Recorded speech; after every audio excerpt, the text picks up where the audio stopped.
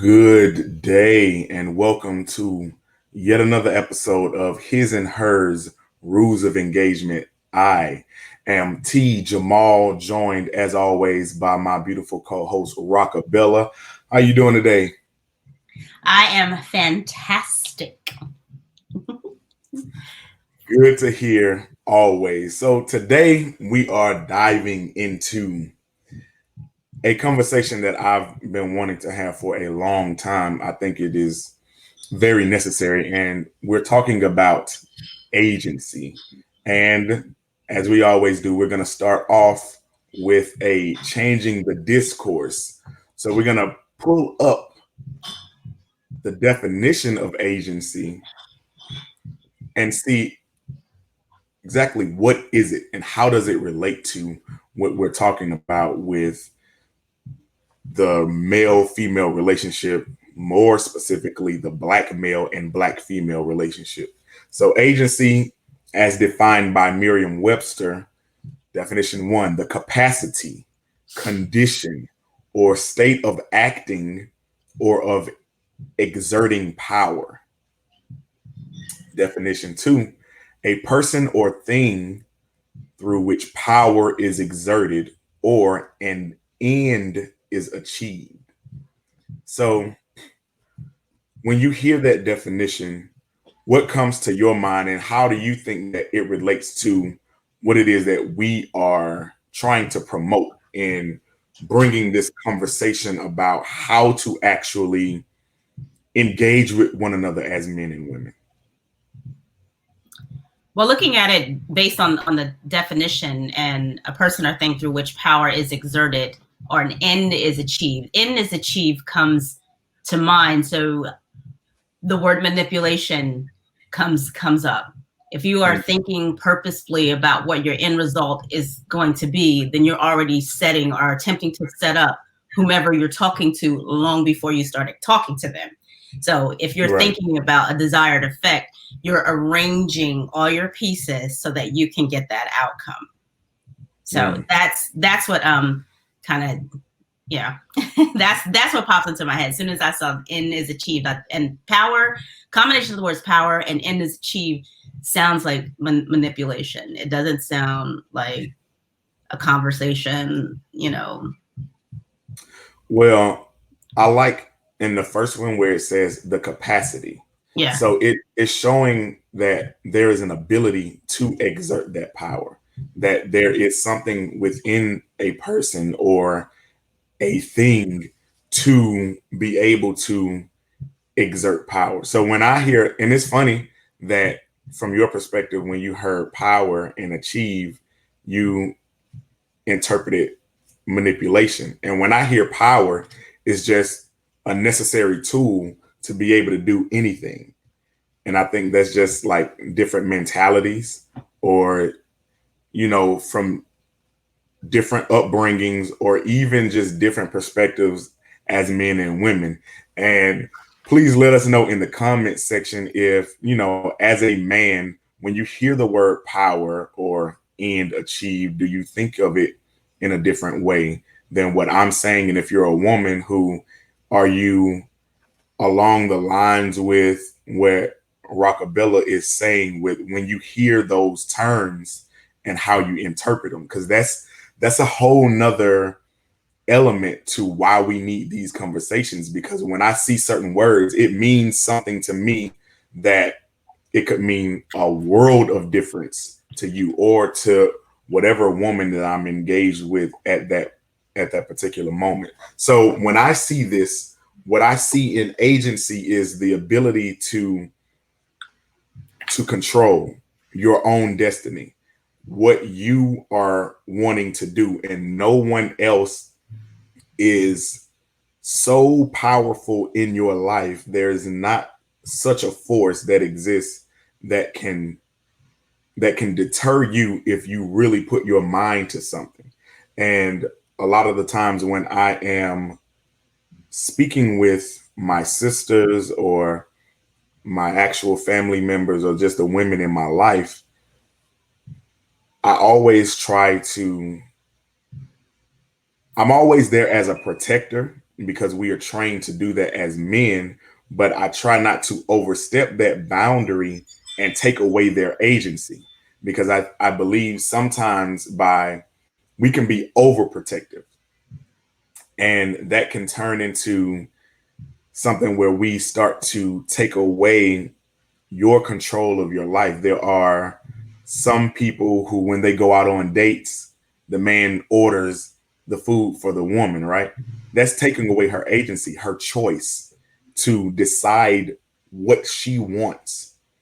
And the thing is, and it's very important to distinguish, there are women, and I've spoken to many of them, that say, I love a man who has a plan, or one who knows exactly where we're going to go, isn't indecisive, and, is a firm decision maker. But at the same time, there's this balance and there's this dance that needs to be, had and played, where that element, even though it is desired, should be tamed a little bit. But there's nowhere for us to actually talk about how to do that, and when to tone that down and when to turn it up. What are your thoughts on that? Well, this is what comes to mind. So you're thinking about an alpha male and an alpha female. The alpha female is used to using her power. She understands when she walks into a room, but does she shrink a little bit when an alpha male is present because of societal norms?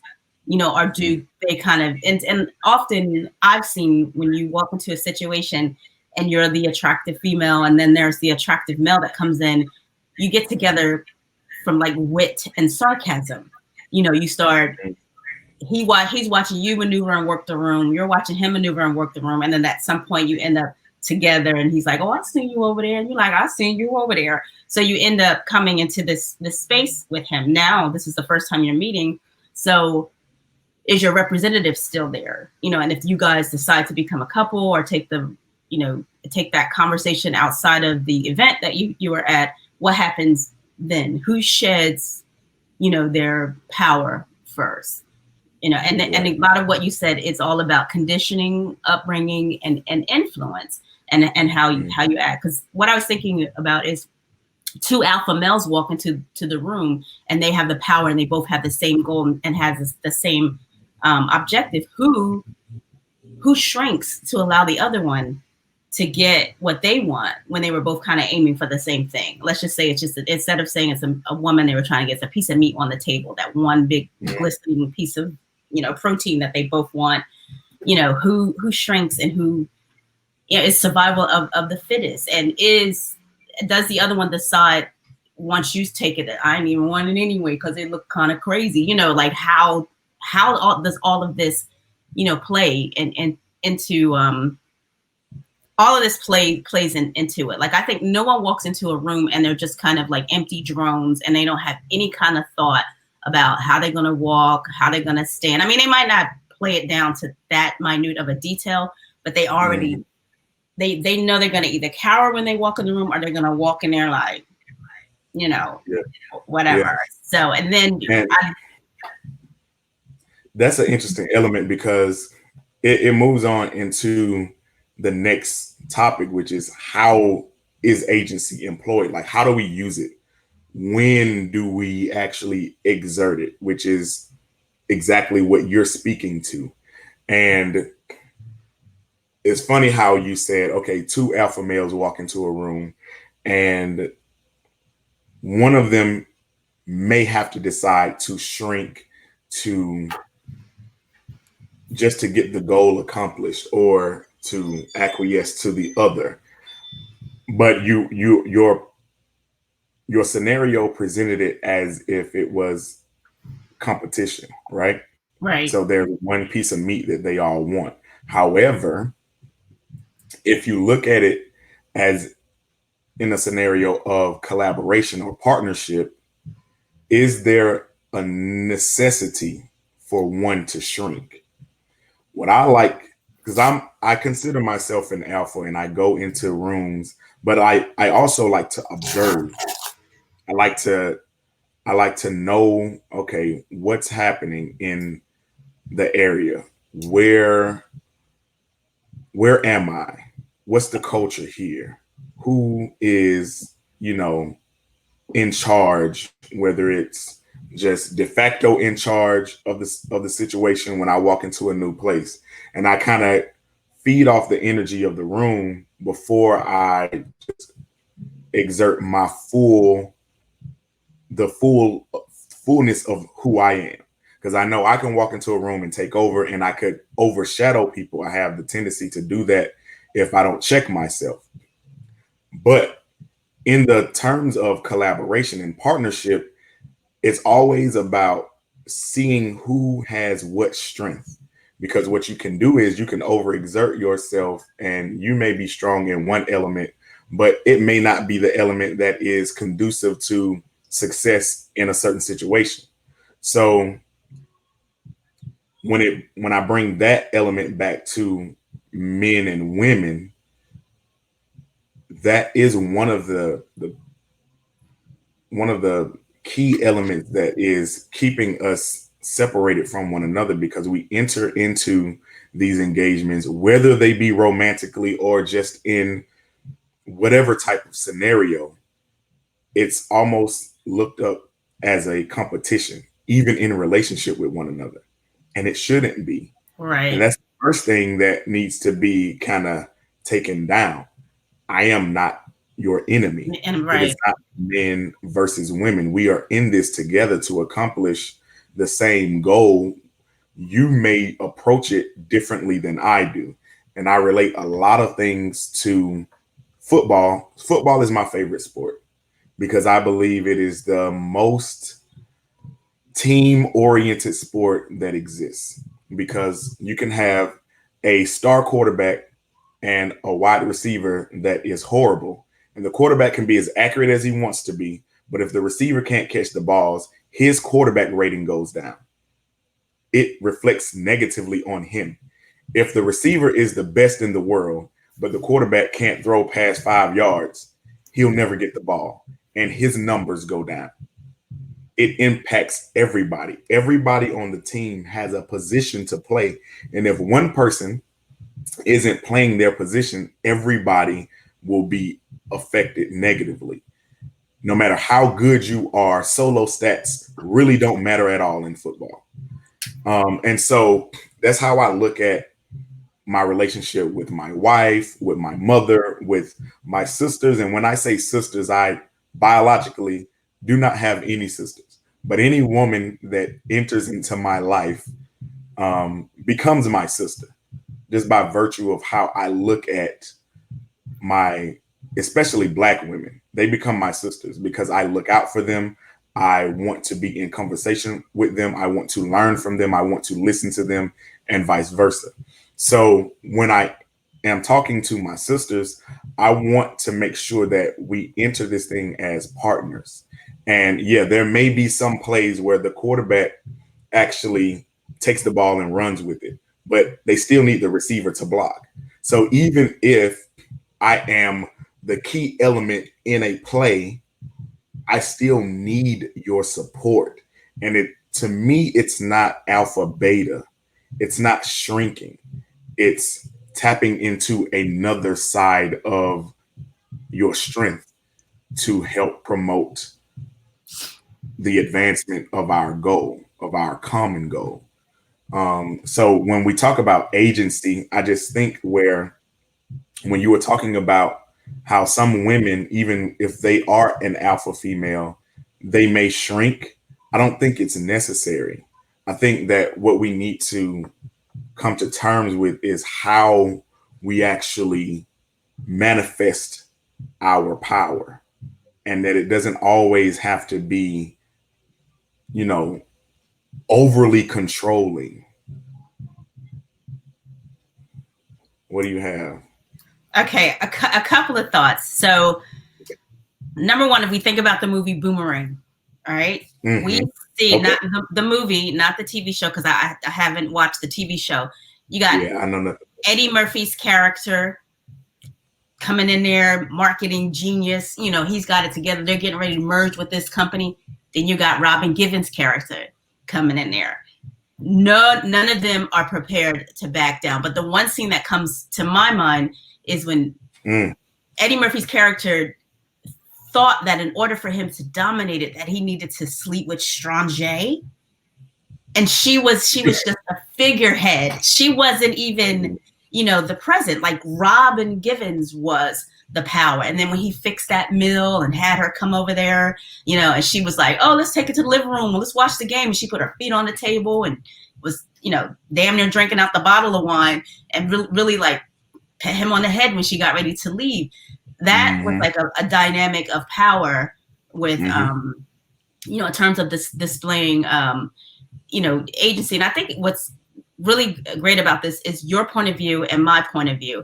I'm not going to say I'm kind of negative in how I see things. And I will say that it has a lot to do with the influence and how I was brought up. But I arrived at a certain point when I moved to this city, maybe about 2 years ago, and I started to evolve. So what I feel awesome about in this particular space is that I have these old, I don't want to call them poisonous, but I'm gonna say that, you know, poisonous kind of thought processes, but I also have these new ones, and it's like the old me and the new me can always check each other. So I hear a lot about what you're saying about collaboration and collaboration versus competition, where I'm thinking about, you know, competition and walking into the room. So back to the football analogy. If the team decides they don't like the quarterback, these big boys won't protect the quarterback. And it doesn't matter how good he is, how good the wide receiver is. And I've only seen it in a couple of movies, so it had to happen in real life. They will not block him, allow him to get trampled on. And then at some point they go, you ready to cooperate? You know, you ready to stop thinking you run this team? So it happens, you know, like that. And that's when I go back to deciding when you're going to use your power. I always happen to work in like male dominated industries. You know, I'm always either reporting to men or working, you know, a lot of my clients are males. And I end up coming in with this strong voice, like, you know, this is what I think you do. This is how this should go. This is the era. And sometimes I get like, oh, that's so cute. Look at her up there being a little bossy boss. She said, go. And then I just like, so I had this conversation recently, like, what if I decided to get a male counterpart and fed him what I needed to say so he can speak man to this man, but in the same time, I'm getting everything I want, but I had to go through this, like, you know, go through this route so that I'm like, you know, every time I talk to him, he's like looking at my legs. So I need you to tell him such and such and such and such so we can get some stuff done. And I've come into that, you know, quite a bit. It's kind of like back in the day when you would need a white person to go scout your house in a white neighborhood. If you wanted to move, you wouldn't go there. So I almost sometimes like, let me send a man out to do this to my mouthpiece so that when I come in, you know, like they say, behind every man is a great woman. And then sometimes we're coached to kind of say, make it seem like it's his idea. And then, you know, like, what do you think about mowing the grass on Saturday? And then he's like, I'm going to mow the grass on Saturday. Like, that's a great idea, honey. Yeah. So, and honestly, that ego stroke is necessary. I can speak as a man that if my wife asks me to do something in a certain way, I'll do it without thinking about it. But if it's said in a different way or a different tone, it's going to be, it just comes off differently. And I don't know what it is, but it is something in me that's just, it irks me. But it's like, I'm going to do it, but I just want to be spoken to like, hey, how about this? And honestly, there are, and that can be seen as manipulation, like you said before, right? But it's just understanding your audience. When you are a kindergarten teacher, like I taught preschool and I also taught high school. And I could not teach them the same. When you understand your audience, you know how to speak to them to get what you want done. If I tried to speak to high school students the same way I spoke to kindergartners, I wouldn't get the result that I want.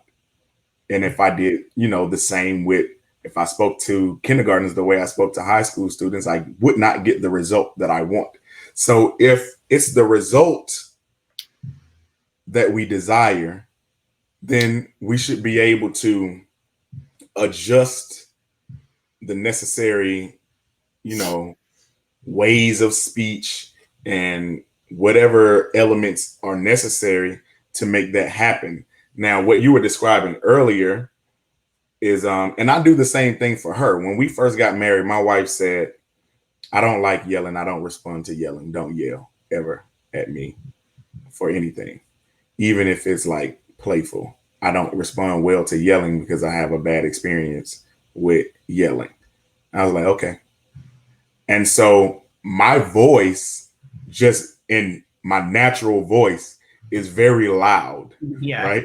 And so when I'm around her, I make sure that when I am speaking to her, I control that element of my natural voice to make sure that she knows that I am attentive and aware of what it is that makes her comfortable in the situation.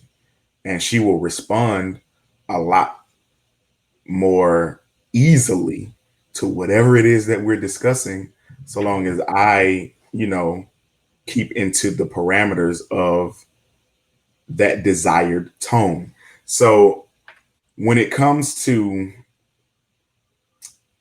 agency and what you talked about a little bit earlier sounded like mansplaining, and with them looking at you like, oh, she's the boss, she said some things, and then you had to like get an interpreter.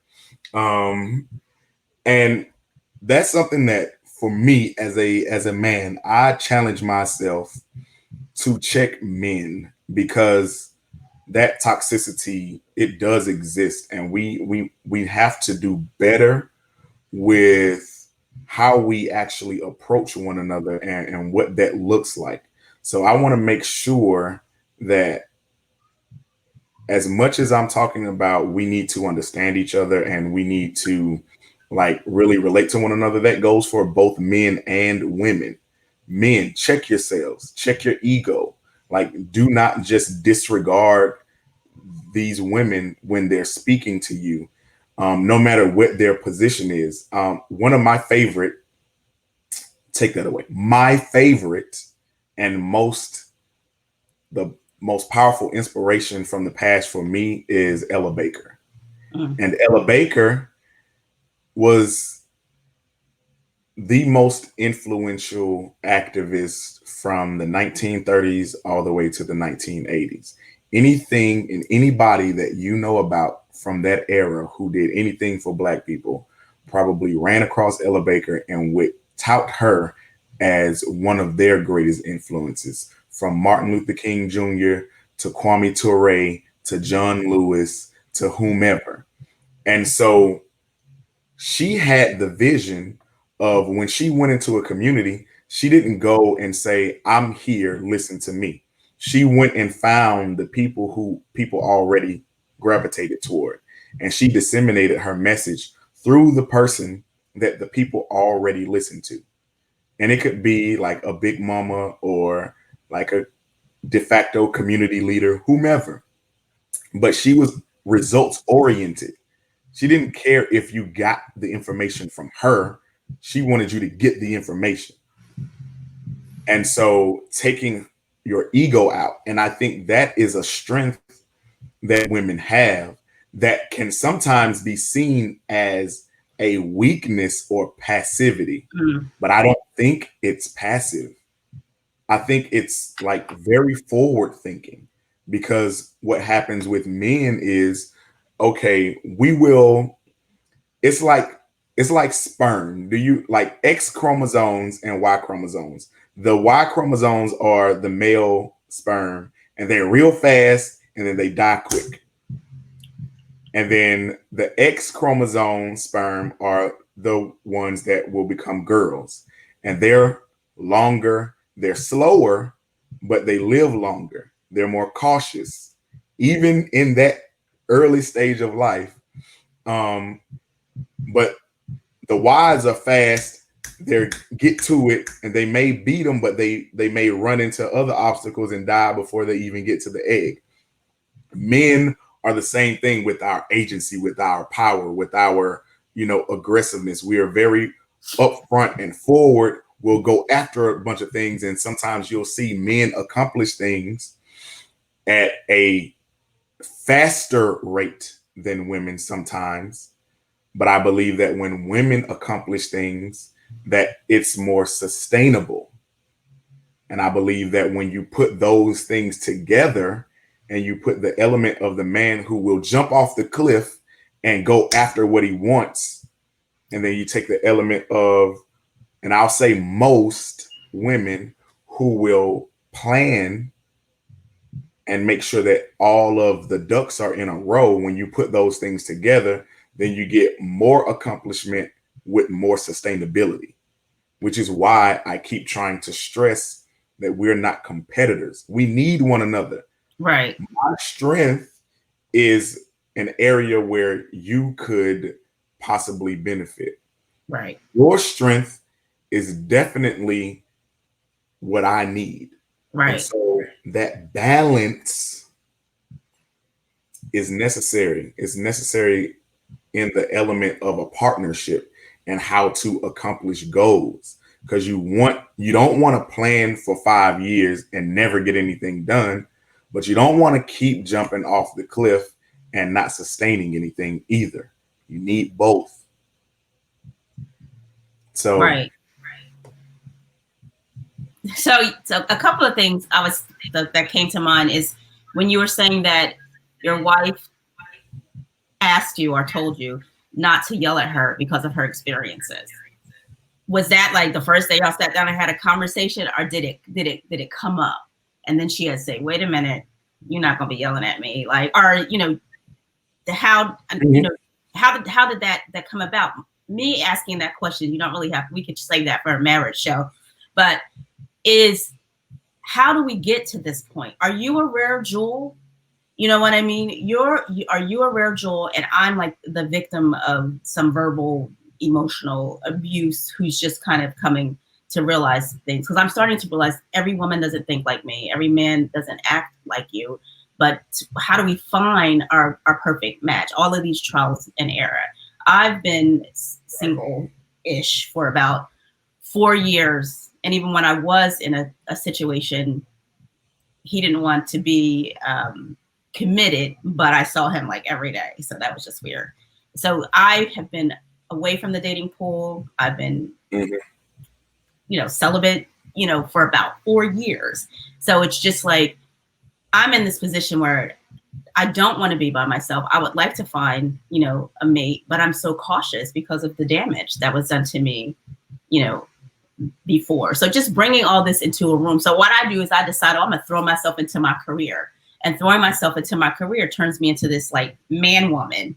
You know what I mean? Like, I'm about my dollars. I'm a hustler. Like, all the masculine terms are applied to, how I proceed in life. But at the same time, I do have some very feminine, needs. So it's just a lot about what's going on. And when you also talked about how about this, okay.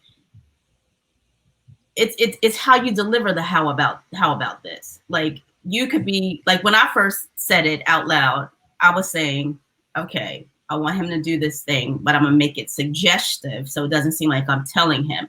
So there was all that kind of, I'm gonna keep saying manipulative thought to get you what you wanted, but instead think of it as like an agreement and a contract. Like, I'm not going to tell you to mow the lawn on Saturday. I want you to mow the lawn. When do you want to mow the lawn? So how about, we're not working on Monday through Friday. We do it. And you just come to this kind of conclusion. But that takes communication. And people are so busy being sexually attracted to each other from the jump that they're not even looking to see if what they're attracted to is even real. And then when they realize, you know, something else, and then your mom starts coming out of you, your dad starts coming out of you, and now you're in this mess, and you can't get back to where you were. So we could talk about that when we talk about dating and how all that works too. But these are the thoughts that are popping into my head while you're talking about, you know, how the sexes kind of respond to each other. But here's the thing. So in these first few episodes, like when we talk about agency, and we're going to be talking about just what the rules of engagement are, is going to relate to a lot of different topics. So we're going to mix those things in. So it does relate to right now. So that's why I brought it up.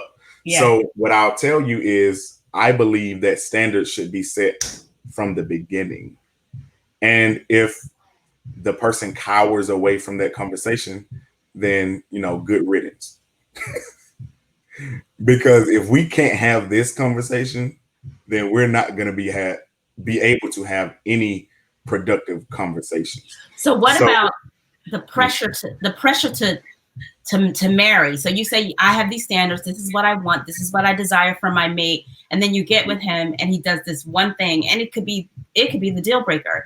But then you may say, oh, but he does all of these other things, you know, and then you kind of settle, and you end up realizing that one thing that you sacrificed, you should have never sacrificed that, you know, but you did it to kind of appease an outwardly societal viewpoint of yourself. You understand? You underdig? Yeah. I get exactly what you're saying. And that's one of the ways that you take away your own agency. You are shrinking your own capacity to be in charge because you want this one thing, and so you lower your standards. And it doesn't mean having standards doesn't mean that every single element of what you want has to be right there. There are some things that partnership will actually develop into that person, some of the elements that you want, right? And then there are certain things that you can see from the beginning that are red flags and deal breakers. I've been in many relationships where I ignored red flags because I was like, okay, I want to be in a committed relationship. I want to prove to myself that I can do it. Right. Which is a horrible reason to stay into something. Like when you say it out loud and you say, okay, why am I staying in this relationship? Because I'm trying to prove something to myself?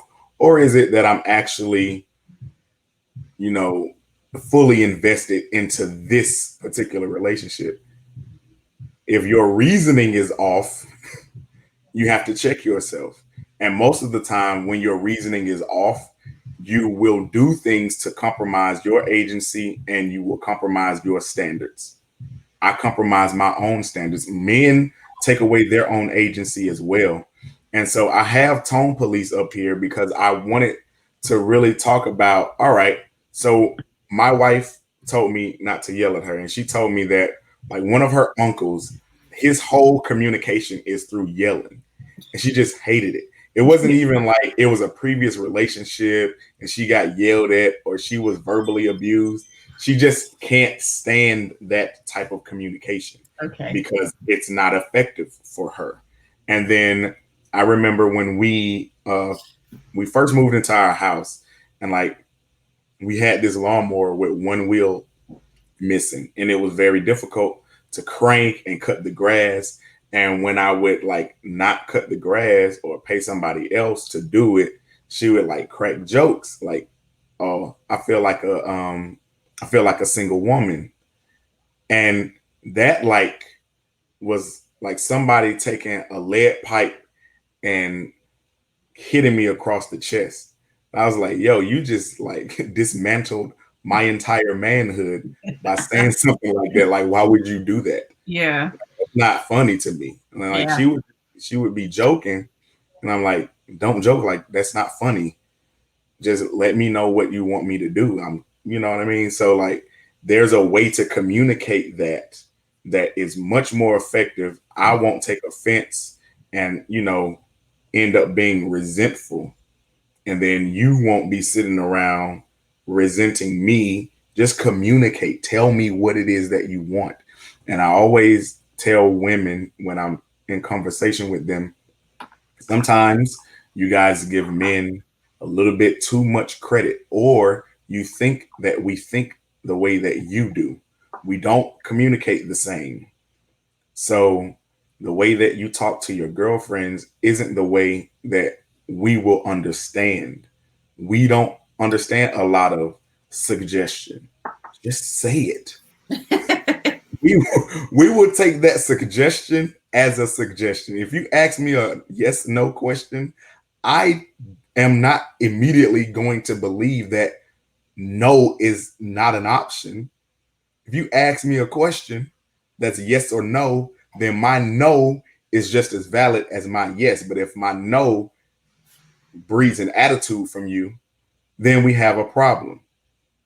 So don't ask a question if you are not intending to ask a question. Right. If no is not really an option, if no is going to ruin my day because you're not happy for the rest of the day, because a man can't be happy if the woman is sitting over there sulking. You about to ruin the rest of my day. You're going to ruin the concert. You're going to ruin the movie. You're going to ruin the dinner because I'm sitting here chilling, but you sulking.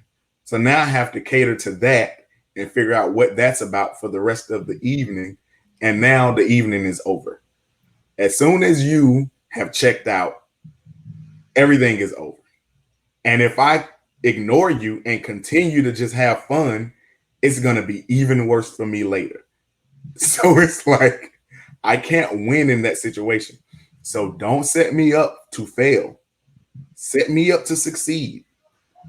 Like, set it up like T-ball. Don't pitch the breaking ball. Put the ball on the tee. Give me the bat and let me know where to swing.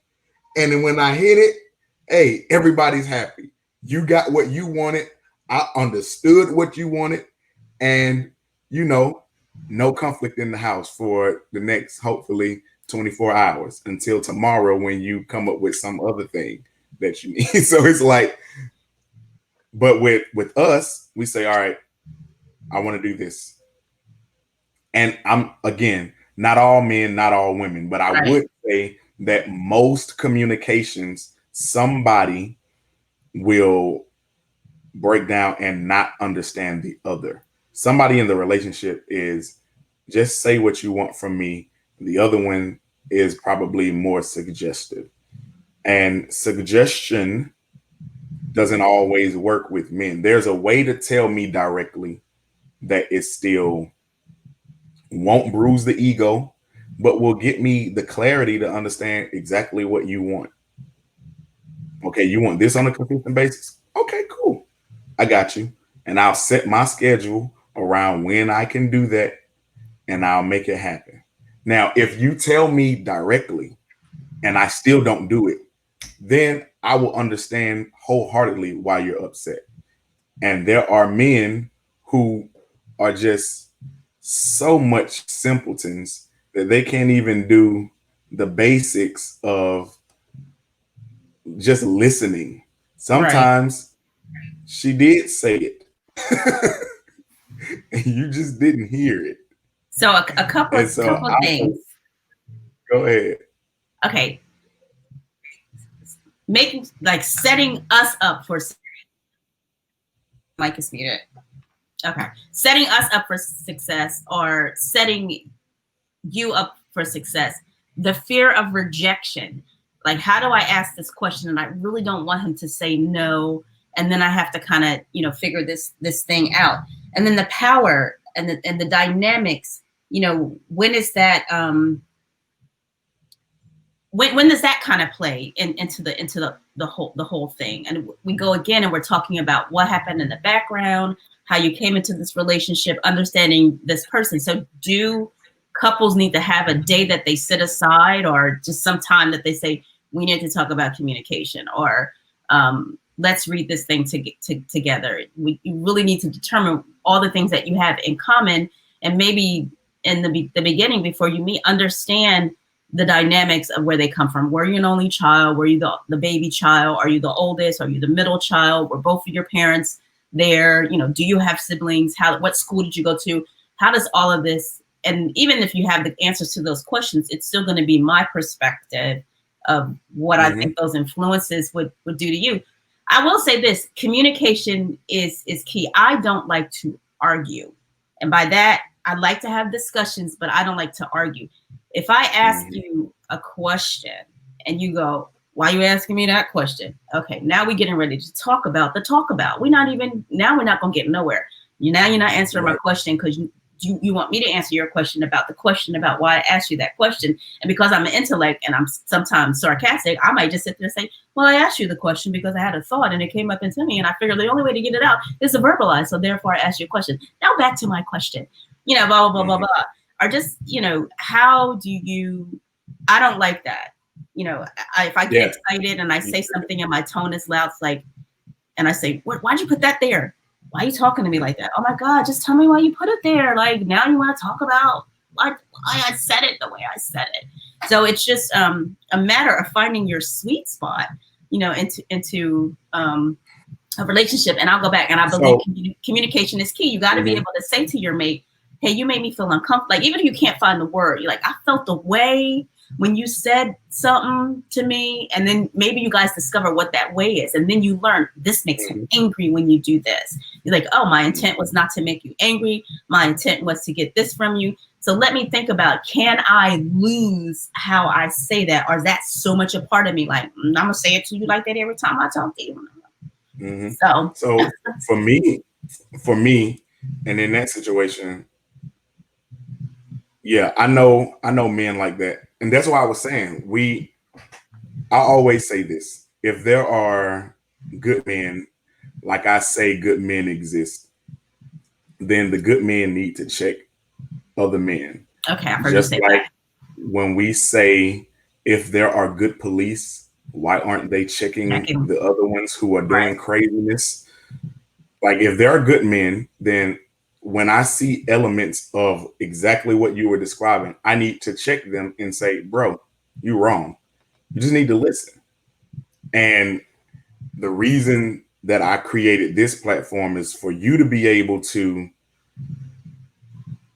provide space, a safe space for us to learn from one another. Right. To learn each other's perspective, but also to check each other. Yeah.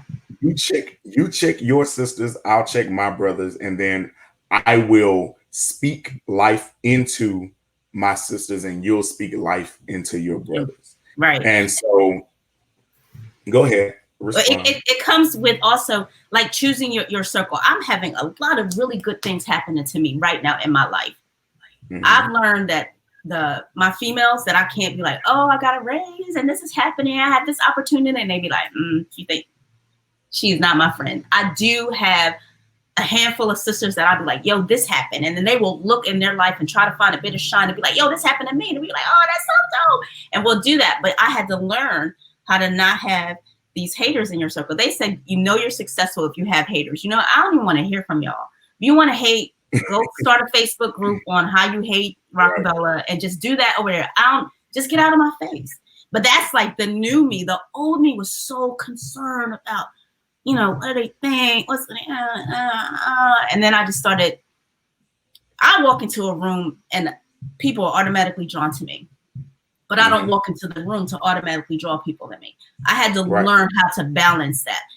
People were like, "Can I approach her?" Like, "Oh my God, who is that? Is that somebody?"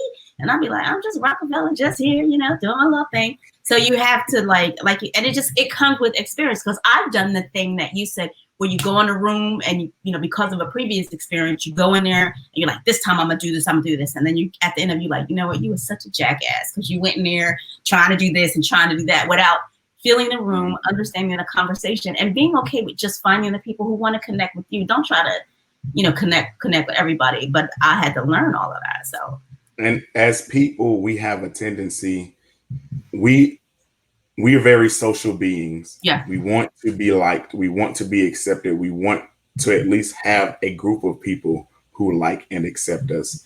And so we're always trying to find that balance of, all right, what do I need to do, or how do I, make myself appealing or appeasing? And that's just with people in general. It's Right. not even a male or female centric thing. And so I was watching Coach Carter. It was just on TV at my parents' house. I went to go visit them, and he kept asking the team, what is your greatest fear? And their greatest fear was something to the effect of not that they are inadequate, but they are adequate, and afraid of actually achieving success. And that kind of taps into that imposter syndrome.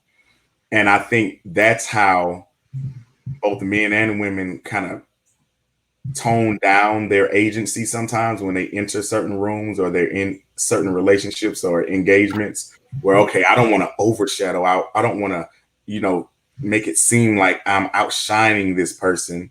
And so you have to balance that with, okay, once you get control over, all right, confidence is not the same thing as arrogance. Right. Confidence is something that I need to accomplish my goals. Right. I need to believe in myself before anybody else can believe in me. Or even if other people believe in my talent, I have to believe in myself to achieve it. And so getting that and then not letting that pendulum swing from the extreme of shyness to the extreme of arrogance, and knowing how to, tone that balance. And it's always going to be a very interesting little game that you have to play with yourself. Okay, am I overstepping? Am I understepping? Okay, with this engagement, I play this role. In this opportunity over here, I am this person. And it's just, you have to be conscious and you have to be self-aware. I wanted to ask you a question earlier about when you talked about evolving and from being that pessimistic person to being the person that you are evolving into today, where you are trying to check yourself from looking at everything as manipulation when it may just be compromise or, coaxing somebody to do something, or looking at the word power as a term of like, dictatorial. Right. How did you get to that place to even begin to check yourself? How did that evolution begin?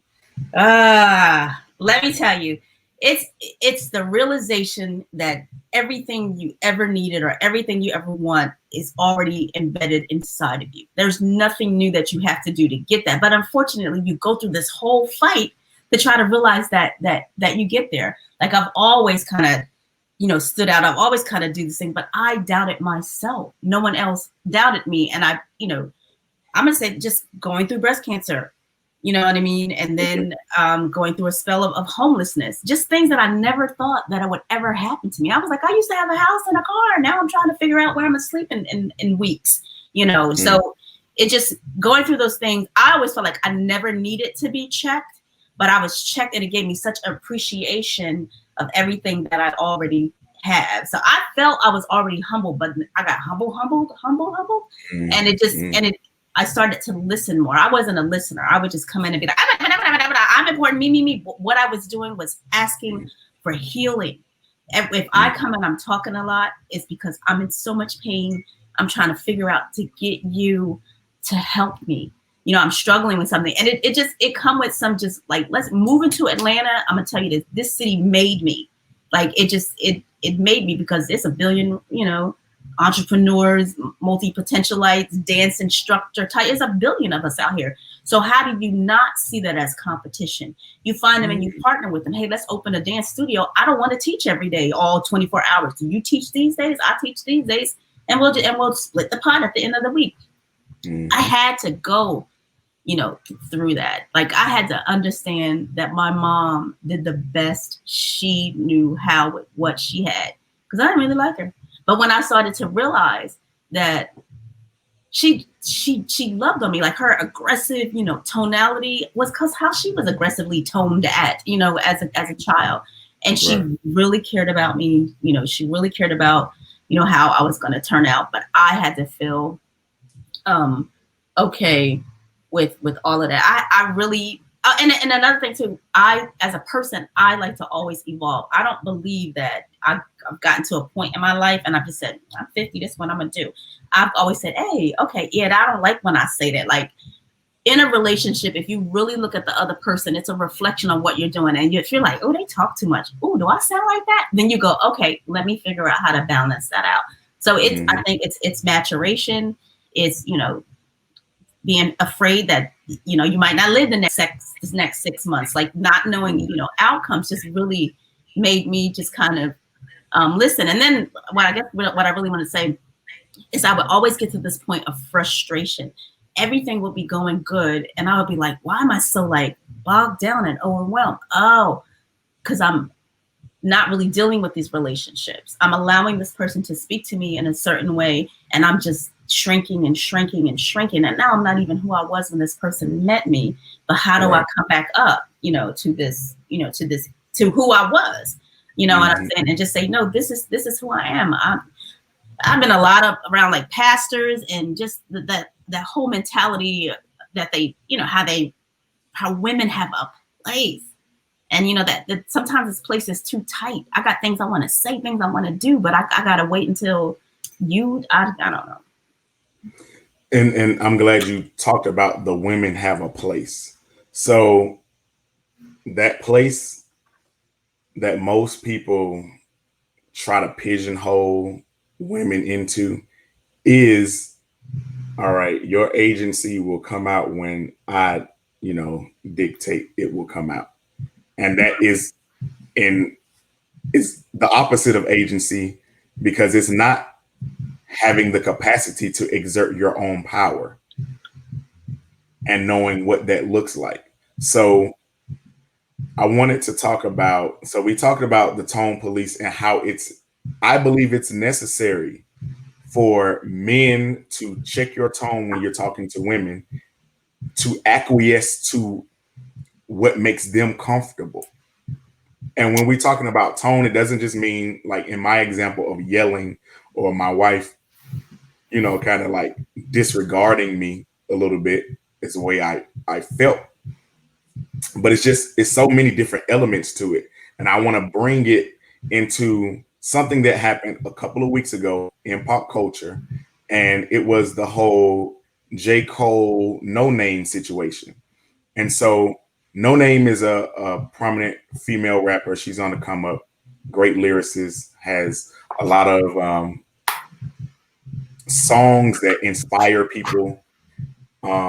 She has a book club, and she is an activist. She tries to be involved in what's happening with Black people and be an advocate.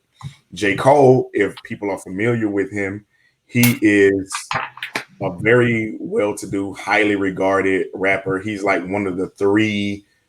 He's in everybody's top three of this current generation amongst Drake and Kendrick Lamar. And he's a lyricist. He's usually at the marches. He was out in Ferguson. He was, tries to put elements of advocacy for Black people and even women in his music. So there was this tweet that No Name tweeted out right in the midst of the whole, Breonna Taylor, George Floyd, Ahmaud Arbery protests.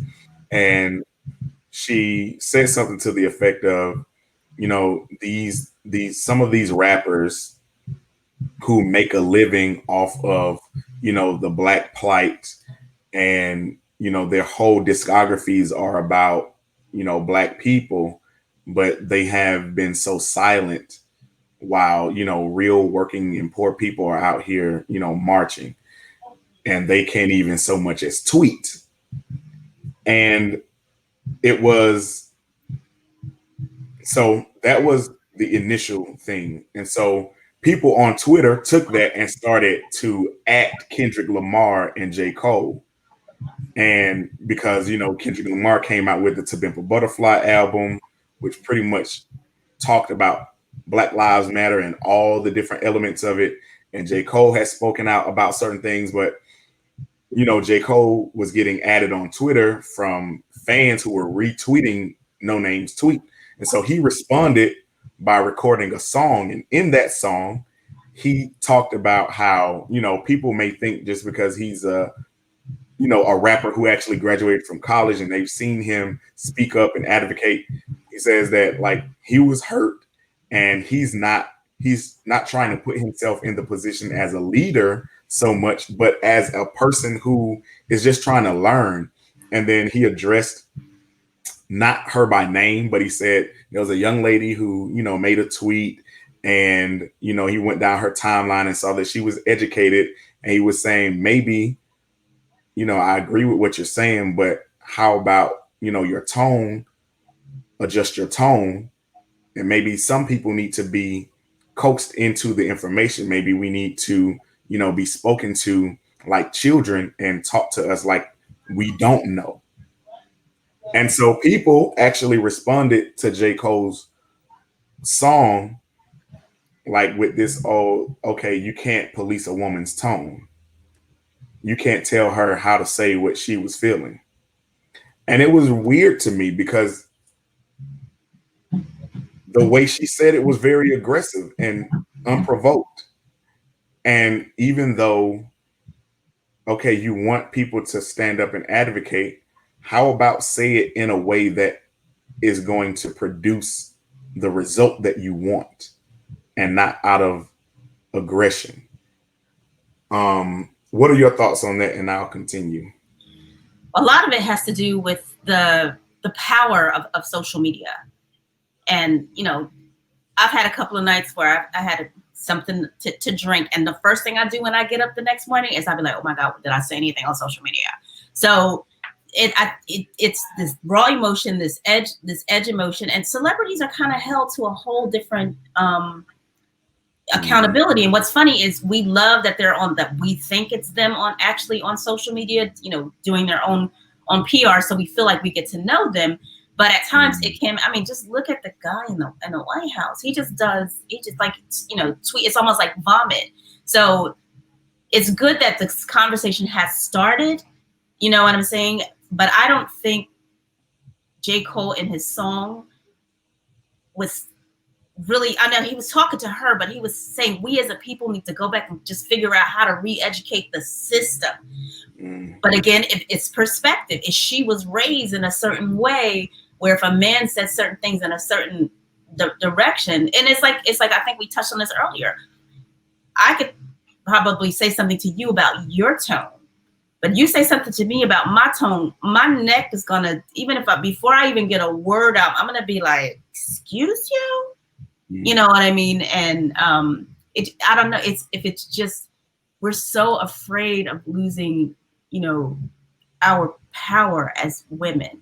Like the future is female. I've heard men claim to be feminists and they put themselves in the position where they're apologizing for other brothers, or they'll preface what they say. I got the females back, right? Or they'll find another woman like, Raquel, I didn't mean to say that to her like that, right? Can you help me? I'll be like, oh, you on your own, because she's interpreting it, that way. So it's just, have they met in person and sat down and had like a tete-a-tete, some socially distancing coffee or something?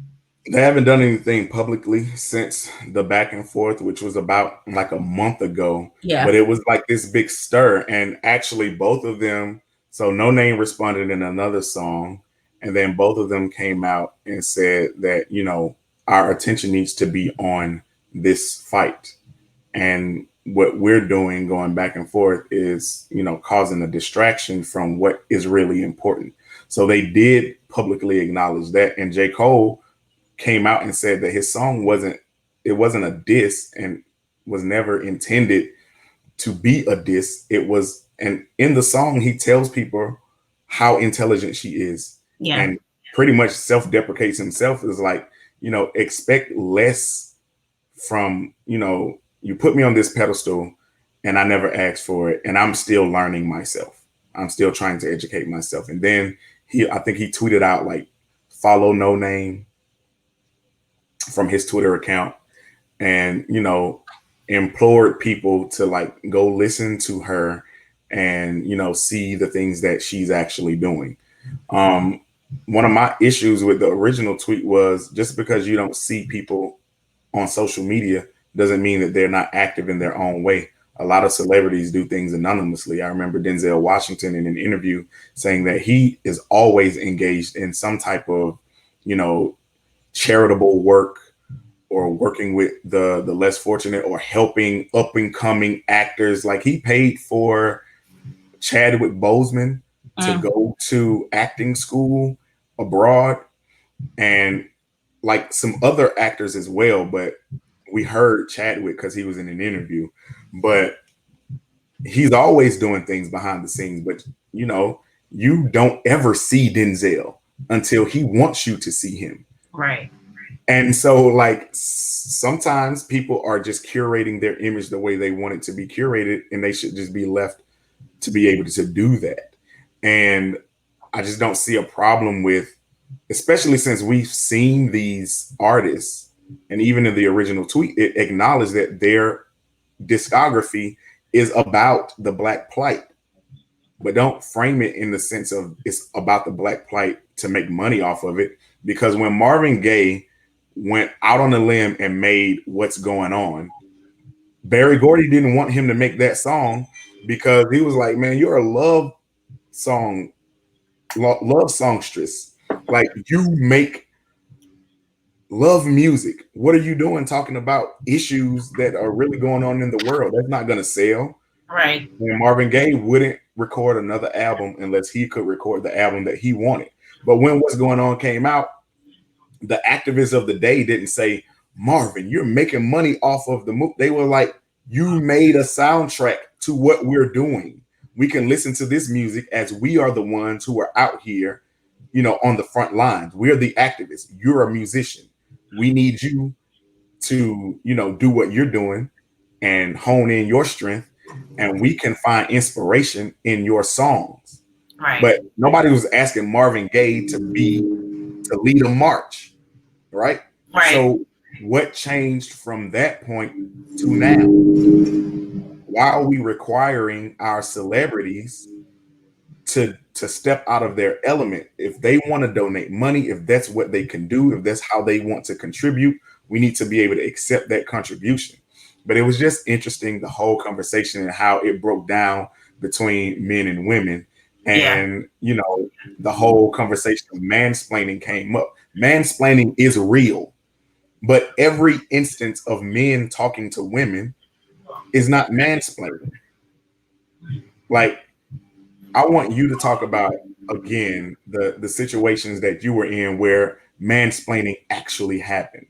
And let's talk about what it is, how do we curtail it, and how do we, you know, make it stop? What would you like to see?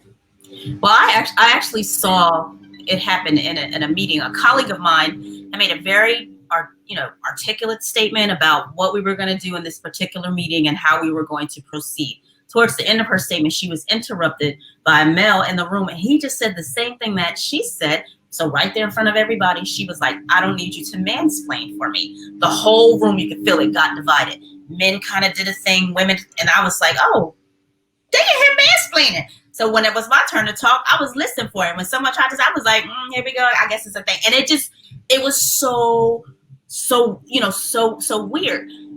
First of all, whose intelligence are you insulting or substantiating? You think you need to translate what you speak, woman?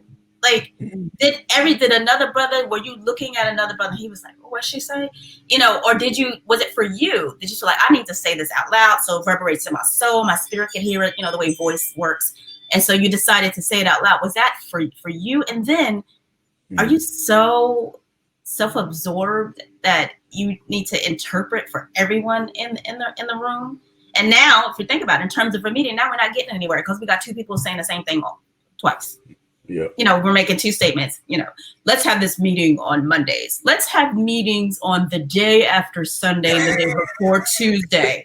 Like, you know, like, right. But the thing about it is, and that this is what I love about the dynamic is of us. My Southern upbringing versus your your upbringing and our age, and all of these, our skin tone, and all these different ways how we are subjected to view humanity really kind of impacts this whole thing.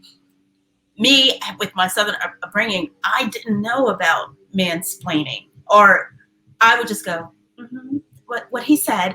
I was just barefoot in the house, cooking, cleaning, being in my place. And it wasn't too that I realized that wasn't really winning me any relationships, and I can't sit here and be like, oh, I'm waiting for him to bring the groceries in because the ice cream will spoil, like, because he won't bring the groceries because he's not here. So you have to learn how to do those, these male female roles on your own. I could go to another level and just kind of say, like, what are the roles, just as long as it gets done, like, what if you're in a relationship where both of you like to cook? So you're out, at work, and he's at work, and both of y'all are planning meals. He just happened to get home first. He's in the kitchen. You're going to be like, I was going to cook. When do you have that conversation about, we both like to cook? I'll text you and say, hey, I was going to cook, da da da da. And I'm like, oh, okay, good. And I'll make the rice, and then or you just have to learn how to communicate. And then a man always wants to surprise the woman. I don't like no surprises, because the reason why I might not like to surprise is if you put all of this love into it, and I come home and you're like, ta-da, and I'm like, oh, you're going to be like, wah, wah, wah, wah. Yep. So again, exactly. Yeah, it just goes back to just communication, being key. And like I said, I wasn't aware that mansplaining was a thing until I heard about it. And then I was like, whoa, then that's when I was able to think about the example back when I was in my 30s and I was running, my own department. And I'm up there, having this meeting. And the guy, his response, and this was before Me Too, before any of that, was, your mama know you wear that lipstick to work? What? Are you going to have my report ready by Tuesday? Like I asked your department to do? It has nothing, and then you just kind of feel like, okay, I'm going to have to hide my boobs. I can't wear skirts anymore. So what I started doing was dressing like an androgynous FBI agent, like the kind you see in the movie. I wore slacks that weren't fitted. I wore a button down, and I kept it, up here. I wore the little pearl earrings, and I always had on a blazer, especially during meeting days. Like I might, switch it up. But if I was having a meeting, I was like, so y'all can't see nothing but my face. And I'm going to be like, and put the hair back in a bun. So it's just still kind of like, because I have a point to get across. So I have to wear this costume so that your penis isn't distracted. You know what I'm saying? Like, rah, rah. Yeah,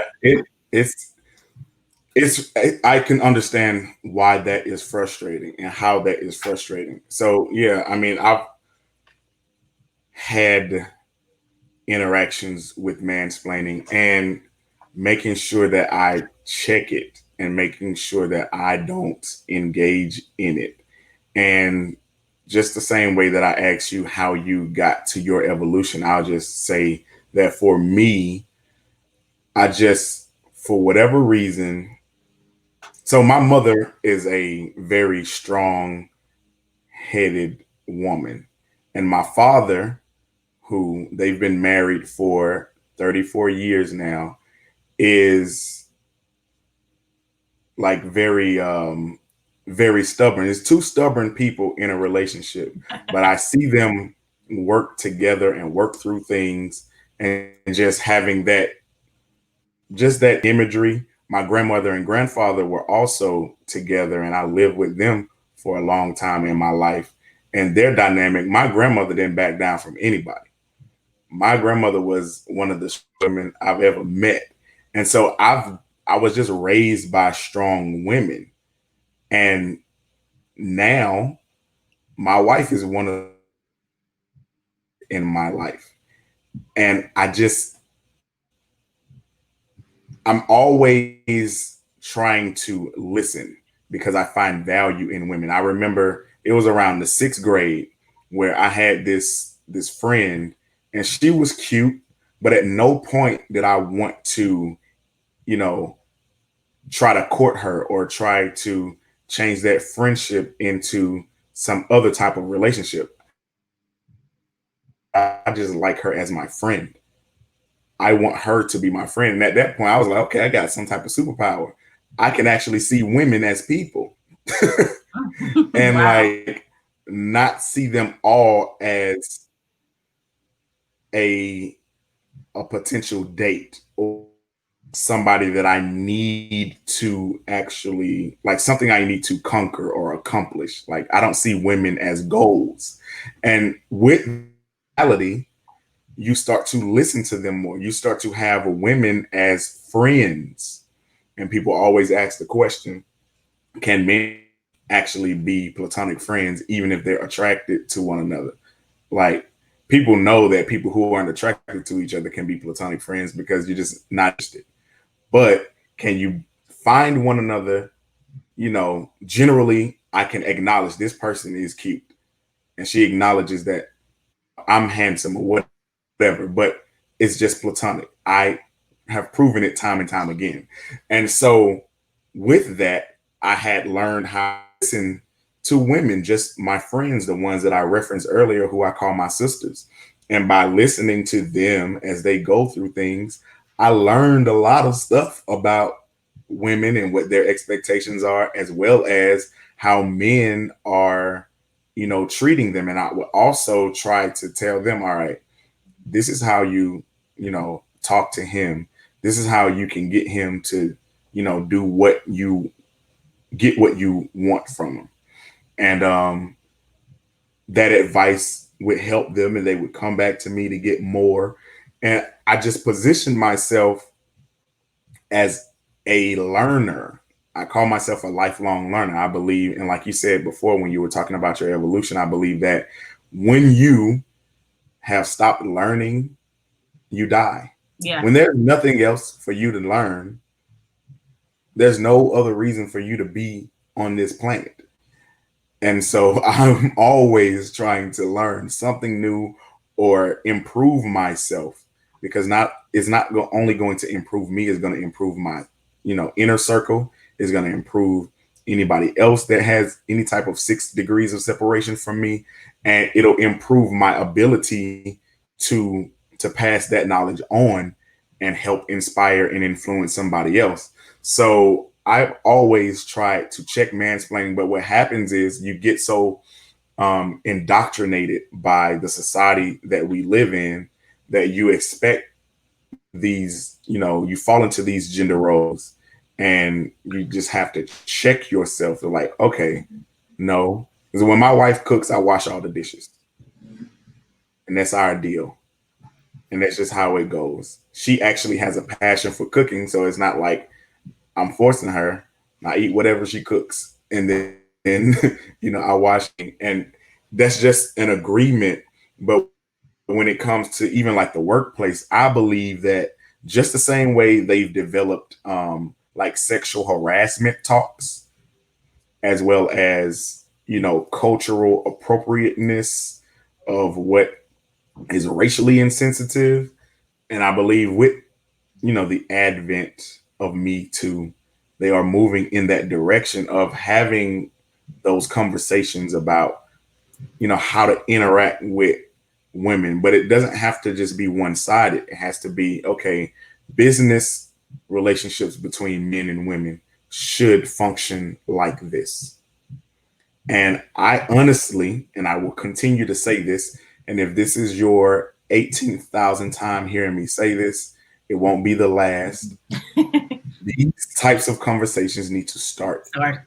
at least by adolescence, Yeah. 13 to 19, those formative years when you first start noticing the opposite sex in any type of way. You really start engaging with them because in elementary school, you play with one another, maybe, but most of the time, you play with other boys if you're a boy. You play with other girls if you're a girl. The that real heavy interaction doesn't start happening until about middle and high school. And right around that time is when they start need to slowly introducing, okay, communication between men and women. How do you talk to your friends as a girl? How do you talk to your friends as a boy? And just talking about all those dynamics. Okay, you can't talk to or approach a woman the same way that you would. Oh, you're talking to your male friend, you laugh and you slap them on the back. You can't do that. Right. Tone down your aggressiveness.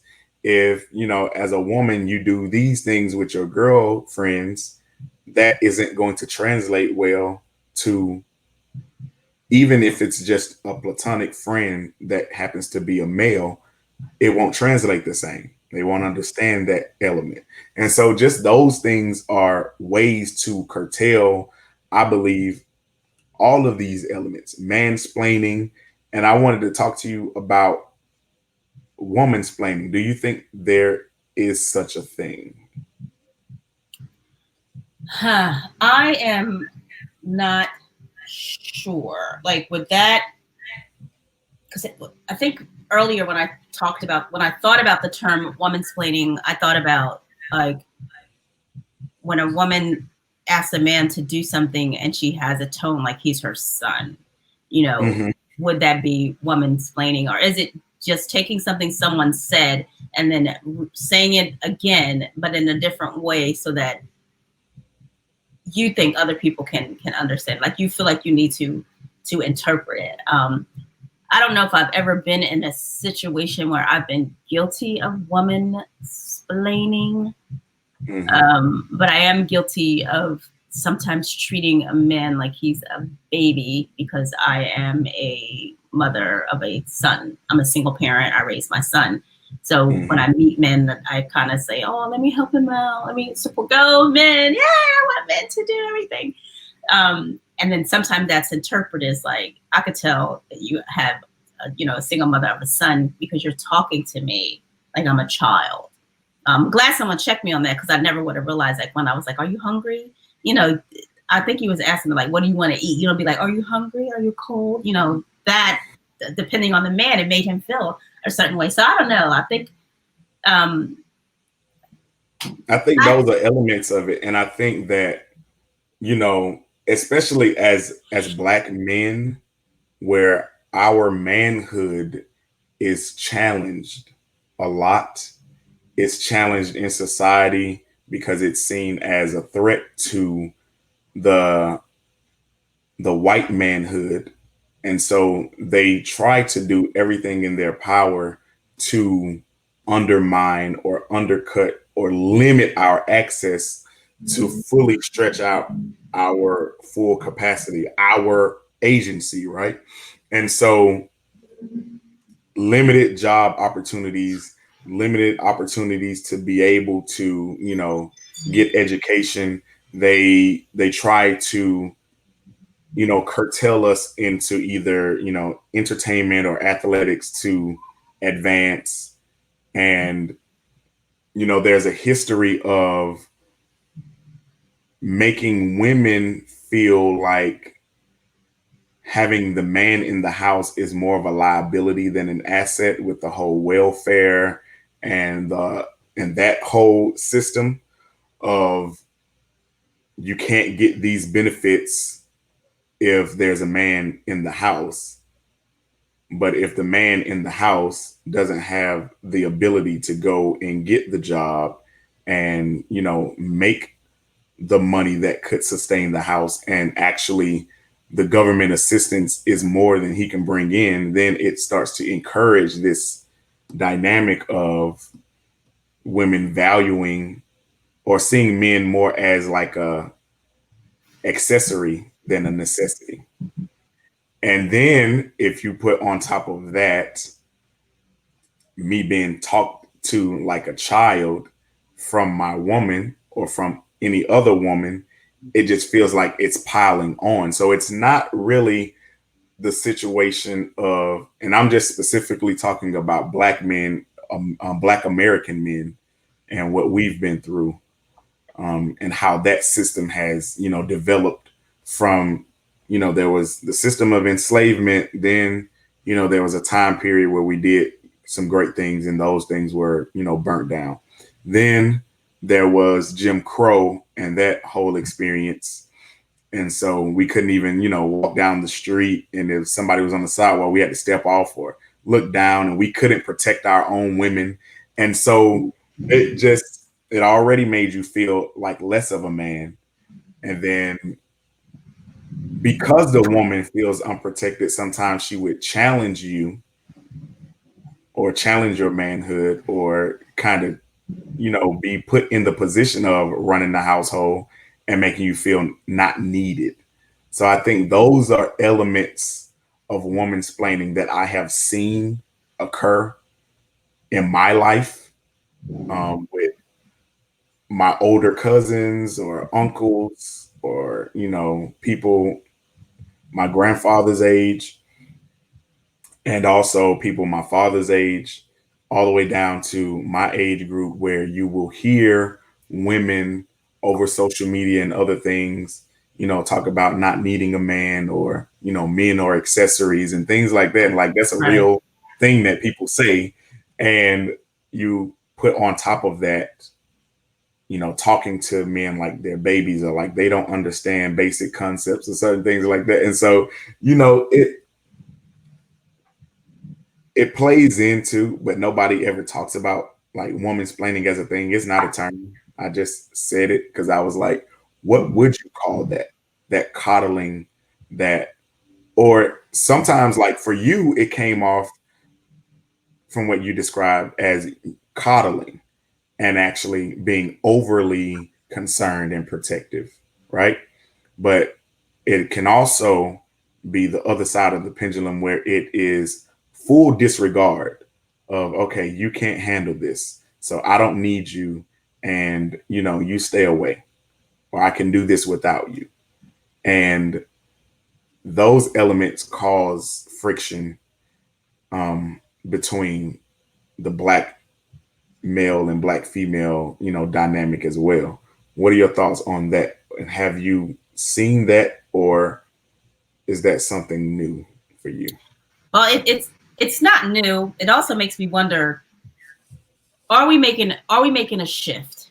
I mean, have we made a shift? I feel I'm very in tune with the universe, and when you start getting frustrating, it means you need to be quiet. You need to be listened, because there's not just something that's going on physically. There's something that's going on metaphysically, and there's this big change.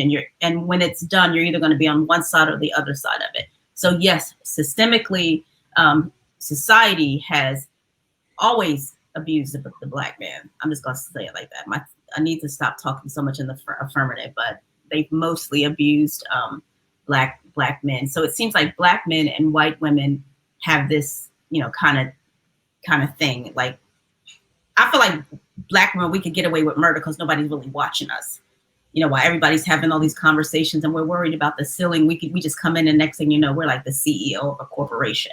Now if you want to do a diversity and inclusion person, it has to be a black female, not necessarily a black male, but the female is going to take over the female perspective and the black perspective. So now we've risen to some kind of, power. So how do we go back and support our brothers who, if your car breaks down, they fix your car, they're a mechanic, and maybe they only fix Mercedes so they can make more money than this black executive in this D&I position. So I do know that there was a time where society said to us, or appeared as if, you don't need a man because we'll give you this check, and this check can take the place of him. And then you don't have to worry about him providing anything to eat, because not only will you get the stipend, but you'll also get food stamps to be able to, to feed it. And if he's there, we're going to take away your benefits, and so on and so forth. So I agree with that wholeheartedly, but I want to know, because I'm a solutionist, like, how do we get beyond it? How do we, get beyond it? I work for women in a homeless shelter, and these women, they all had small babies, because we work with this one shelter where the women just had kids. So they would come to this transitional program that I had, and they were so ghetto, just like, not refined, just, pink hair, just would wear like, just bare their bodies just from not just because it was hot or, whatever. It just, I don't know, just there is an element of people who I know what it is. They don't think they're going to live past a certain age. That's what it is. I wrote that down, and because we talked about the fear of success. No one thinks about what's next. So you have this and no one tells a kid that you can have multiple goals, that you can have multiple targets. They make you think you have to do this one thing. So the closer you get achieving to that thing, you're not prepared about, well, what I'm going to do after this. You know what I mean? What comes beyond this? You think you do that one thing, and then, oh my God, I'm going to die tomorrow because I'm the president of, this company, and that's all I've ever wanted to do.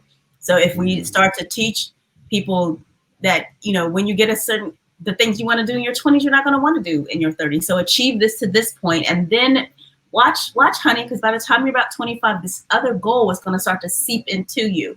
But what happens, you start fighting that goal. No, I don't want to do that. I want to keep doing this. You don't even think you can do both. You can be an entrepreneur and have a full-time job. You can still do, all these things. But the fear of what am I going to do next, allows people to just kind of stay in this allows them to be stuck. And a lot of our young people, if you go and interview them, they don't think there's going to be, they don't think they're going to live past 29, So. Yeah, I mean, you said solution oriented, right? And I consider myself that. And I consider this conversation to be, first of all, a model, right? Just our dynamic in itself. And you spoke to it a little bit earlier with your perspective, my perspective, age difference, different sexes, but coming into the conversation with the intent on listening and learning, and then applying that other perspective, or at least considering that other perspective to check it against your own and say, all right, or how do I find the balance in that? So I believe that these conversations, this podcast, his and hers, rules of engagement, is going to be an element in the solution. What we're doing is we are talking about conversations that the realities of what's happening between our men and our women, specifically Black men and Black women, right? And we are talking about them in a constructive way, and hopefully modeling a way that other people will engage in these same conversations. And I am trying to curate like the YouTube comment section can be very toxic if you've ever deep dove into one of them, just like Twitter can be.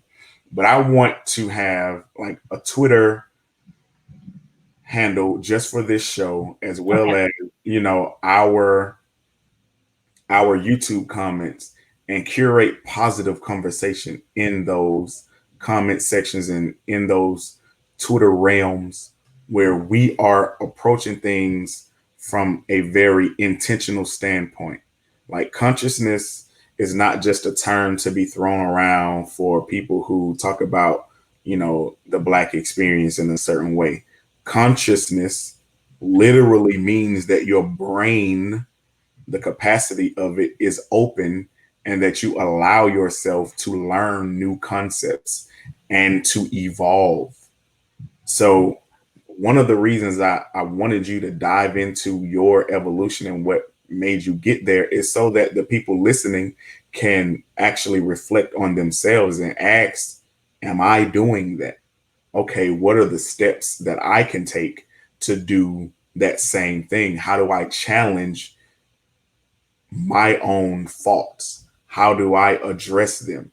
How do I even acknowledge them? Because sometimes it's difficult to see yourself, right? You need a mirror, or you need somebody else to see you, but somebody else to see you that you have a relationship with, who can actually tell you what you're not doing right, or that you have, your lipstick is on your cheek. Oh, I was like, I thought you were talking to me. I was like, oh my God. But see, like, there's a way that I can see your face that you won't be able to see, There's a way that you can see me that I won't be able to see. And if we don't engage with one another and we don't build that trust, then I will just be walking around with food in my beard. Right. And no one telling me. And it's just like those small elements, but I just use those examples as food on my beard could be me being toxic in certain elements of my life, right?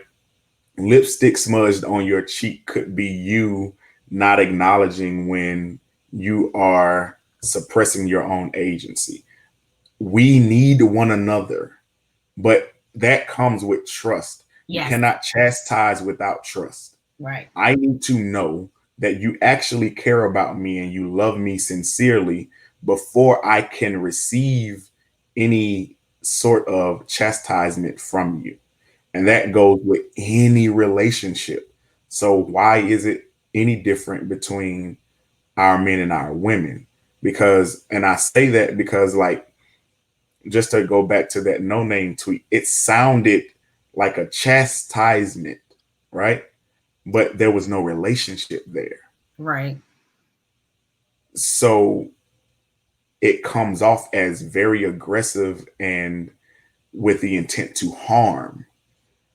And most of the time, that even when your parent whoops you, like I grew up, I got whoopings. I don't know about, these Gen Zers, but we got whoopings.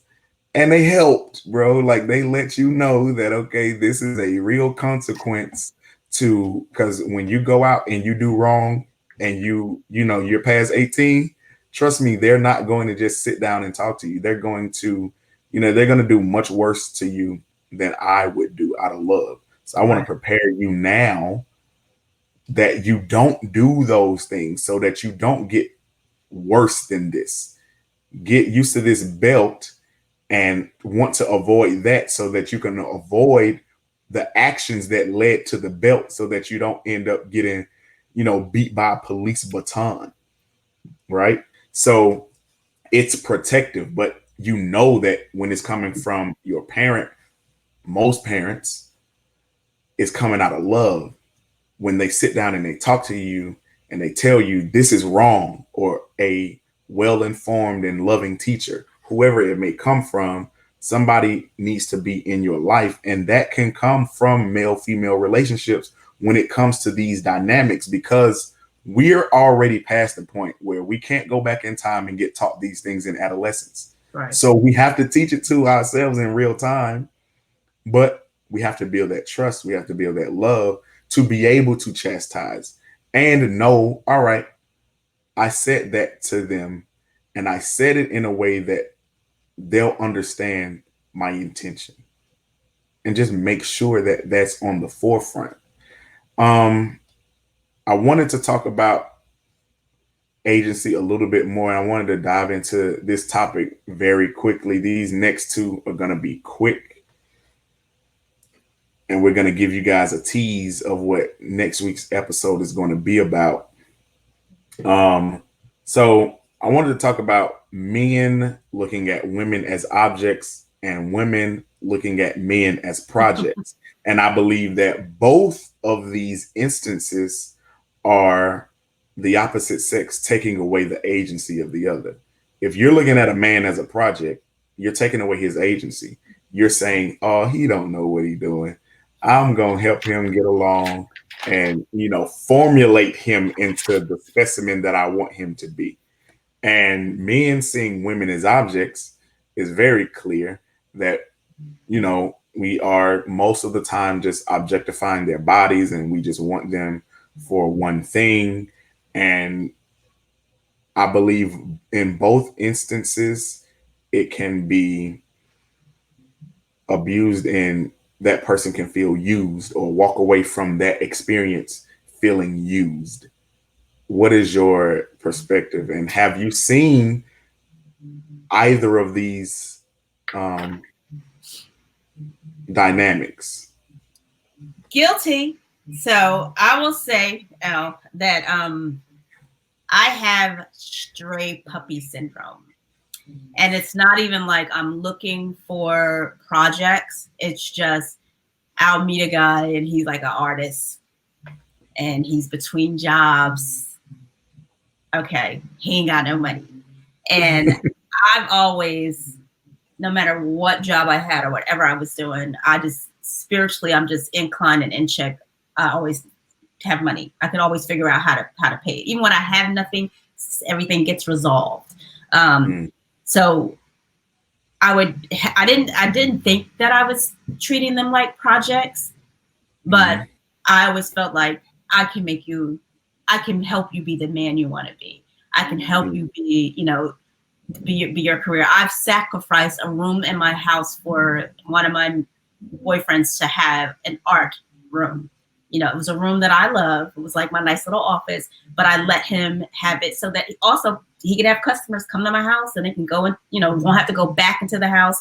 Now you can have my office. So I took all my office stuff and pushed it into our bedroom. So now I'm working from the office.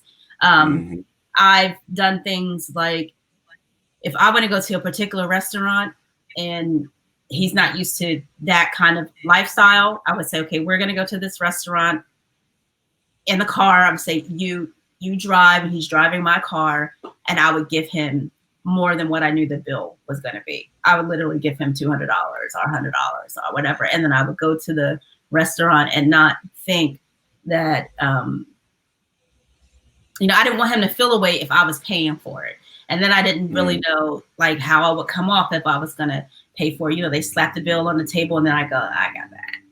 Or do they slap him on the table? You let him say he got it and then they walk away and then you like slip in the credit card. So I would just try to set those dynamics up before we got into that. I will say that just because of how I was raised and how insecure that I slummed in the man department. I slummed in the friend department. I always had friends and people in my life where I had to dim my light, and not even thinking like, keep your light shining so you can attract the people that you're supposed to be attracting.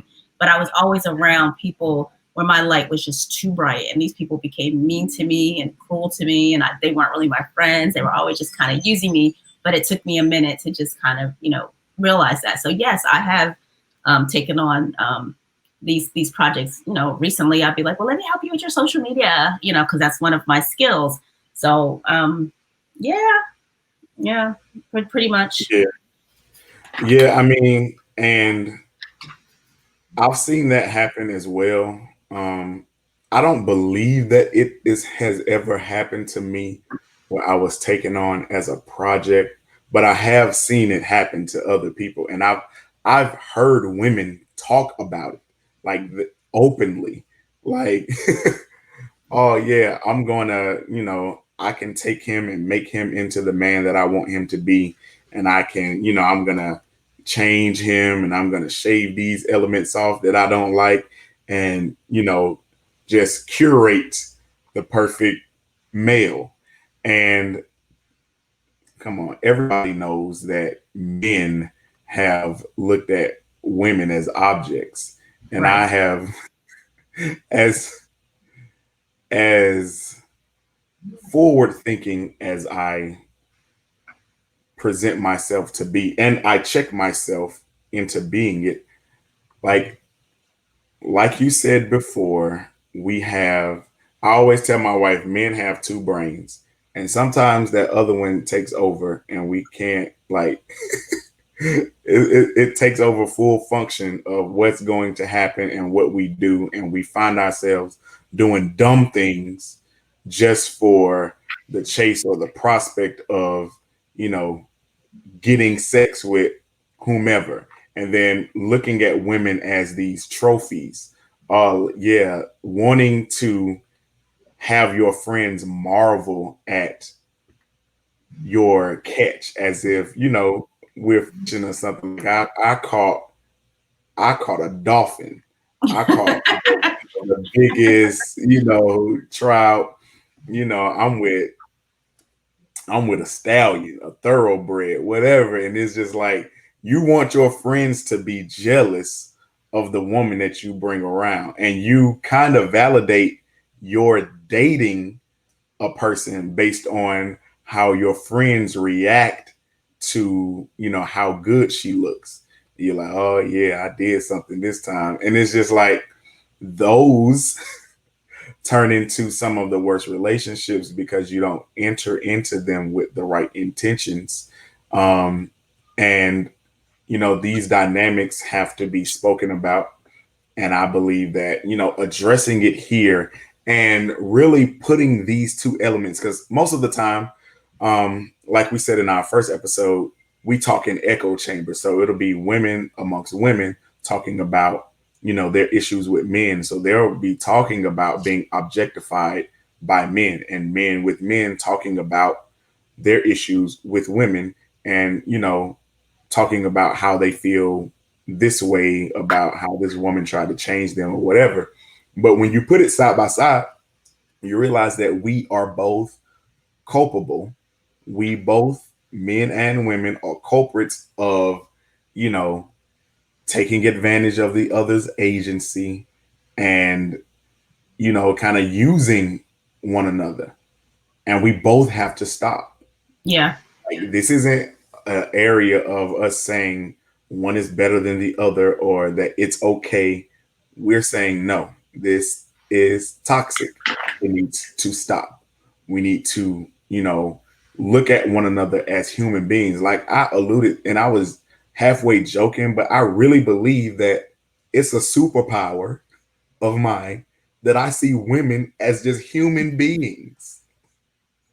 Like I try to teach it to other people, and like I get nervous honestly when I have a female friend. They was like, man, do you have any friends?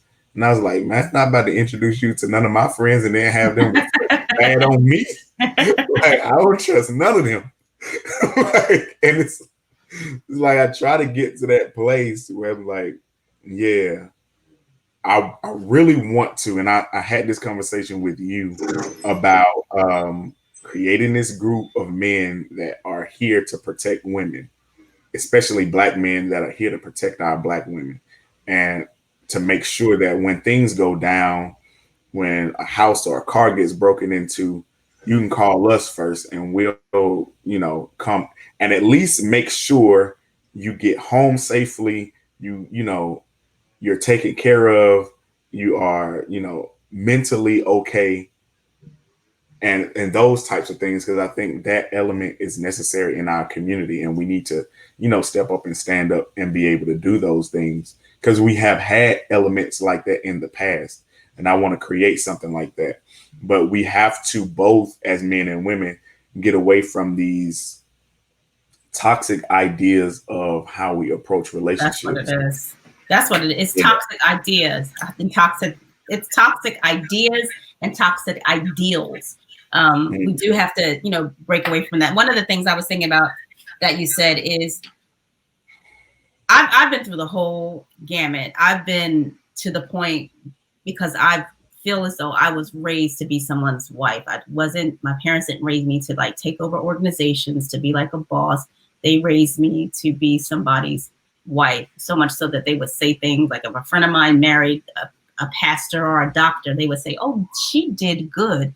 She ain't doing nothing. She did good because she married a pastor. So, you aim to find this perfect man, but the world had started to shift. So the ideals that my parents had coming out of the 50s and 60s and marching were being changed by the 60s and 70s feminist movements and all those things, but they were still kind of Southern. So there's this huge, tug of war. So when I got to the point where I was like, oh, I should be married, the world had changed completely. So I've gone through the point where I was, wanted to be wifey. I know how to cook, I clean, I do all the things. I wanted to have 10 kids and teach jazzercise. That was my life goal. 10 kids and teach jazzercise on Sundays. Hey, like Jane Fonda or something. And then I got to a point where like I was in my 20s and I was just reckless. I would go, I was a house head, listen to house music all the time. I used to go up to New York. We would go into the clubs and we go up there in the daytime and then try to get comp tickets at night so we can get into the wild pitch parties, for free. And then I started saying, men are nothing but dicks, and that's what I'm going to use them for. So reckless, just talking about, objectifying men. I didn't care. Don't let the sun catch you in my bed when it comes up. I didn't care if you was married. None of that. And then you just started to realize what it does to your moral integrity. When you're left with something and you're completely empty, and I'm just going to say this, you feel stain. How do you purify yourself again? How do you change your thoughts? How do you carry yourself so those things don't happen? So I started to become really selective about the things, the things that I say. And now I'm just in this place where I'm not looking for someone to complete me. I'm going to be a whole person. You're going to be a whole person. And if we can't communicate, like if you feel uncomfortable or I've said something that hurt your feelings and you just like walk away and go into a room and then you never talk about it, it never comes up, and then your actions are different because of something I said a few days ago, we just gonna break up like right now, because I'm not gonna deal with that unless we have the conversation that says something like, I have to process everything. If you pissed me off, I have a bad temper in the past. I'm gonna go, I'm gonna shut down. I'm gonna think about it. Don't take it personally.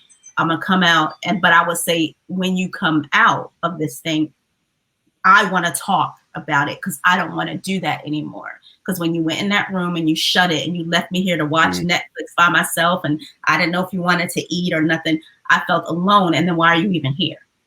I want to know who you are, and I want to evolve with you as we evolve. And also I've been like a challenge. You hold on to your little sex jewel. I'm not giving it out, or maybe you say, what difference does it make if I give it out, whatever. And then you try to fit into one norm, and then I've actually had brothers tell me, I was just trying to hit that. So now that I did, there's no real reason for us to be talking now. And you're just like, it wasn't even that good. So you just you're left with this this thing. So you just have to live in your truth, man. You have to live in your truth. Be honest with yourself. This is what I want. Have that one thing that you're like, I'm not compromising this. My God, he is so fine. He's got the bomb-ass job and he's an entrepreneur. And look at him, he's everything. But he calls his mom a bitch, and I'm not beat for that. You know what I mean? Or I saw him still. You know what I mean? I saw him still, and I'm like, there's no reason for you to steal anything. Just let's grow it in the backyard if we think we got to steal it. Whatever my things are that I'm holding on to. So I've lived the entire gamut, and I'm just really, really comfortable with who I am. And now I'm at this point where I really say, do this person deserve me? You know what I mean? But I didn't get that from my mom. I got it almost like she would, put me in a dress and sit me out there and have a whole bunch of men look and just be like, I can cook and I can sweep.